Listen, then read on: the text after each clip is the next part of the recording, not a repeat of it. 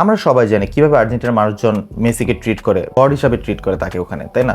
এবং ছোট ছোট বাচ্চাদের থেকে শুরু করে সবাই জাস্ট মেসির শার্ট পরে ঘুরে পিছে number 10 Messi.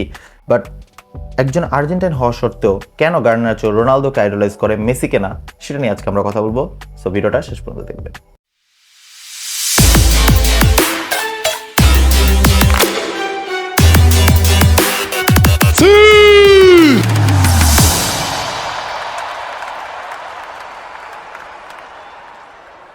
First of all আমরা কাকে আইডলাইজ করবো সেটা সম্পূর্ণ আমাদের উপর।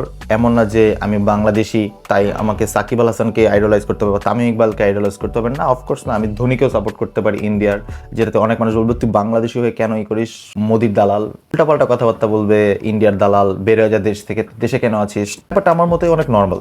কেন নর্মাল? কারণ আমি কাকে আইডলাইজ করবো সেটা আমার উপর।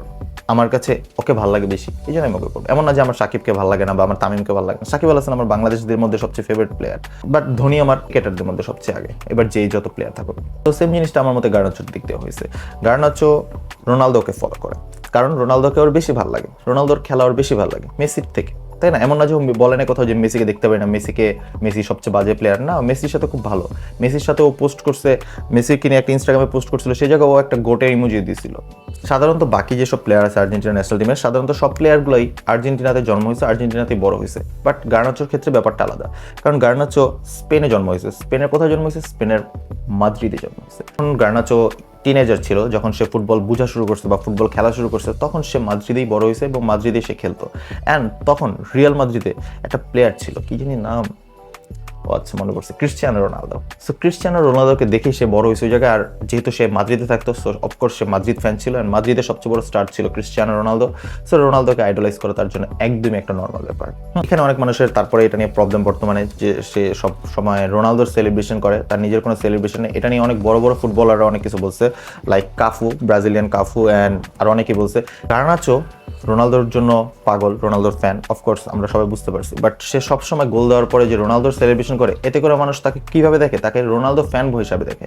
কারণ হচ্ছে কিন্তু নিজে একজন খুব ভালো একজন ফুটবলার, তার ফিউচার অনেক বেশি ব্রাইট হতে পারে, সে আর অনেক বড় প্লেয়ারও হতে পারে। রোনালদো বা মেসির থেকে বড় প্লেয়ার না হতে পারে, বাট সে একজন ভালো, তার একটা ভালো একটা কেরিয়ার হবে।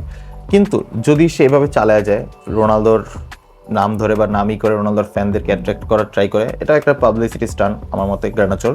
বাট ঠিক আছে, এটা যদি করতে থাকে, এতে করে নিজের কোনো লাভ হবে না, নিজের কোনো কেরিয়ার হবে না। সো আই থিঙ্ক হ্যাঁ, এখন বয়স হয়েছে মোটামুটি 19 বছর বয়স, 19-20, কেরিয়ার উপরে উঠতেছে গার্নাচোর নিজেরও একটা সেলিব্রেশন তৈরি করা উচিত, তাহলে মানুষের হেডটা একটু কম পাবে আই থিঙ্ক। বাট আইডলাইজ রোনালদোকে করাটা এটা একদম ফাইন আমার মতে, আমি এটা নিয়ে আমার কোনো প্রবলেম নেই। গার্নাচো একজন top class player, and Manchester ইউনাইটেডে ওর ড্রিম নাম্বার 7 নিয়ে খেলা। সো আই থিঙ্ক হ্যাঁ, ও কয়েক বছর এখানে স্টে করবে, অ্যান্ড মেসন মাউন্টকে যে কোনো দিন লাথি মেরে বের করে দিবে ক্লাব, কারণ একটা ফালতু গার্বেজ একটা প্লেয়ার, ওর থেকে জামাল ভুঁইয়া বেটার। মেসন মাউন্টকে বের করে দিলে নাম্বার 7 জার্সিটা অফকোর্স গার্নাচোর কাছে যাবে, অ্যান্ড গার্নাচো আই থিঙ্ক রোনালদোর কেরিয়ারটা ফলো করার ট্রাই করবে, ইউনাইটেড থেকে পরে মাদ্রিদ, যদি ওই লেভেলের প্লেয়ার হতে পারে। সো হ্যাঁ, আমার কোনো প্রবলেম নাই। আমার মতে গার্নাচো অনেক জোস একটা player, and I don't know আমি কেন ভিডিওটা বানাইতেছি, ভিত্তিহীন। আমার মাথায় সব কোশ্চেন কোথা থেকে আসে? বাই।